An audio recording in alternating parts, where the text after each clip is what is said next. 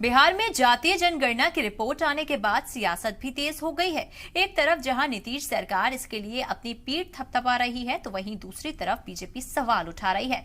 पटना के अलग अलग चौक चौराहों पर बीजेपी लीडर कौशल कुशवाहा की तरफ से बड़े बड़े पोस्टर लगवाए गए। पोस्टर के ऊपर लिखा गया है कि कुशवाहा मुखालिफ नीतीश तेजस्वी की सरकार। बिहार सरकार की तरफ से जारी की गई जात पर मबनी लिस्ट में भेदभाव देखा गया है।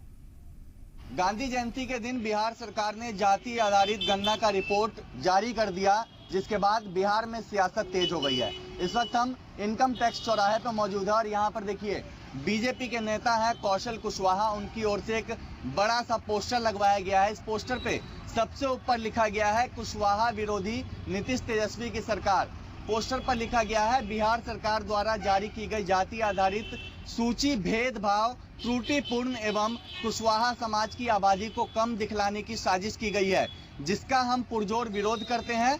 अतः केंद्र सरकार से मांग करते हैं कि इसे जल्द से जल्द साजिश को पोल खोलने के लिए शीघ्र ही सही जाति जनगणना कराकर सही आंकड़ा प्रस्तुत करे। कुशवाहा समाज निवेदक के तौर पर लिखा गया है।